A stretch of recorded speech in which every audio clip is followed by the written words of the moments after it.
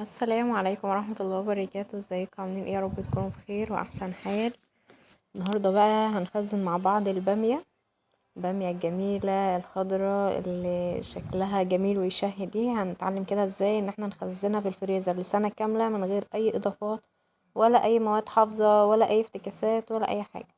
بس طبعا قبل ما نبدأ الفيديو متنسوش تصلوا على سيدنا محمد، اللهم صل على سيدنا محمد وعلى اله وصحبه وسلم. ثانيا كده تحطوا لي لايك جميل للفيديو، واللي ما اشتركش معايا في القناة فضلا وليس امرا يضغط على كلمة اشتراك اللي تحت الفيديو. عايزين نكبر كده القناة وتوصل لأكبر عدد من المشتركين ان شاء الله بيكوا بقى وبحماسكوا بوجودكم معانا. ويلا بينا بقى نبدأ الفيديو. زي ما انتم شايفين هنا معايا البامية، انا مش عاملة كمية كبيرة ولا حاجة، انا كنت شارية يعني حوالي كيلو كده من السوق، وقلت هصوره كده واعمله معاكم لان انا يعني ايه كل فترة كده اجيب، لان ده اوانها. مثلا قلت كل سوق هجيب شوية مثلا كيلو ولا حاجة وفرز. فقلت بقى ايه اصوره معاكم كده ونشوف هنعمله ازاي. زي ما انتم شايفين هنا معايا البامية. بمسك كل واحدة كده اشيل الحتة اللي فوق دي اسمها القمع، والطرف بتاعها الصغير من تحت كده، حتة صغيرة خالص من الطرف من تحت. يعني بنشيل القمع وحتة سنتوفة صغيرة خالص من الطرف من تحت كده، ونقطعها زي ما انتم شايفين كده. انا مقطعاها زي شرايح كده. لو هي صغيرة قوي قوي ممكن تسيبوها بحالها، بس هي معايا يعني ايه احجام كده، في صغير خالص في وسط في كبير سنة، بس انا مش جايباها اللي هي كبيرة قوي يعني ولا حاجة. بس كده. هقطع بقى الكمية اللي معايا ونشوف هنعمل مع بعض ايه. وهنا بقى خلاص كنت خلصتها كده تقطيع. شايفين بقى شكلها وجمالها، انا كنت قاعدة في الصالة فاللون بقى ما كانش باين كده وجماله. هنا بقى دخلنا في الإضاءة بقى في المطبخ. هنا انا حاطة حلة مية على النار. اول ما تبدأ ان هي تغلي هبدأ انزل فيها البامية اللي انا عاملاها. المية مش مضاف ليها اي حاجة خالص، اي حاجة ولا ملح ولا زيت ولا اي مادة ولا ملح ليمون ولا اي حاجة نهائي، هي مية بيضة بس. اول ما ابتدأت ان هي تغلي هنسقط فيها البامية وهسيبها لغاية بقى ايه ما تاخد ليها غلوة كده. يعني احاول ان انا اقلبها كده شوية في الاول، وبعدين هتبدأ ان هي تغلي معايا. هسيبها يعني هي حوالي يعني اخدت يعني تقريبا 5 دقايق، ما كملتش 5 دقايق غليان على النار. يعني ما بتاخدش حاجة، يعني احنا مش هنسويها سوا كامل، يا دوبك اللي هي ايه تطرى معانا كده. انا طلعت هنا شوية في المعلقة، قلت ان انا اشوفها. شايفين يعني نيجي نضغط عليها كده نلاقيها إيه بقت طرية معانا كده، يعني زي اللي دخلت في مرحلة سوا كده. هبدأ بقى ان انا اطفي عليها، اطفي بقى النار.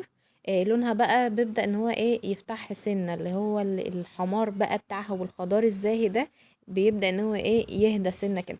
هنا جبت المصفى دي حطيتها في الحوض، دي مصفى المكرونة. فتحت طبعا المية كده الاول علشان المية المغلية ديت ما تبهدلنش المواسير وتسيح الدنيا. بفتح بقى ايه مية كده في الحنفية الاول من الحنفية، ونسيبها بقى تصفي خالص مع نفسها. سيبها كده لغاية ما تصفي كل المية اللي فيها وتبرد. طبعا لازم تبرد، لازم تسقع كمان، مش لازم يعني مش حتى هكيسها دافية، لا تبرد تماما تماما ما يكونش فيها اي اثر للسخونية. هنا بقى رجعنا خلاص بردت، هبدأ بقى ان انا اغرفها في اكياس. شايفين والله ما في اسهل من كده، ولا اي اضافات ولا اي مواد ولا اي افتكاسات. بنخزنها يعني الطريقة ديت من قديم الأزل يعني يعني انا وعيت لأمي بتعملها كده، والكل طبعا عندنا هنا بيخزنها بنفس الطريقة دي. هنبدأ بقى ان احنا نجيب اكياس التلاجة. هي طبعا مش معايا كمية، فانا عملتها على 3 اكياس، تبقى على 3 مرات. يعني طبعا انتوا على حسب عدد الافراد عندكم وعلى حسب ما تحبوا، يعني ممكن حد يعملها على طبقتين على طبخة واحدة. انا لا، انا عملتها على 3. المهم بقى لو كنتوا وصلتوا معايا لغاية هنا متبخلوش بقى باللايك والاشتراك، او اللي جرى معايا الفيديو كده من الاول وما سمعش او سمع وطنش ما تطنشوش يا جماعة فضلا وليس امرا اللي ما اشتركش. حاجة بسيطة خالص، يعني هتضغطوا على كلمة اشتراك اللي تحت الفيديو وتفعلوا زر الجرس اللي جنبها، اختاروا كلمة الكل عشان لما انزل فيديو جديد يجيلكوا بيه اشعار. وطبعا حبايبي الحلوين اللي مشتركين معايا من زمان، وجودكوا ده منورني ومشرفني. ومتنسوش بقى اللايك برضو الجميل.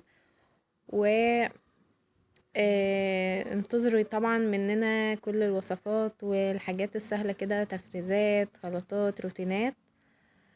بس حمسونا انتوا بس بلايكاتكم كده وكومنتاتكم والتفاعلات بتاعتكم الجميلة. بس هنا خلاص حطيتهم في الاكياس، كانوا 3 اكياس، كمية بسيطة كده، بس قلت اصورها بحيث ان احنا نستفاد مع بعض.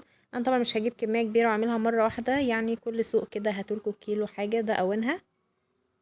معلش بس جريت معاكم المقطع. ده اوان البامية، يعني هاتوا على قدكم كده وفرزوا بالطريقة دي، طريقة سهلة. اشوفكم على الف خير، مع الف سلامة، استنوني فيديوهات تانية جديدة، في امان الله.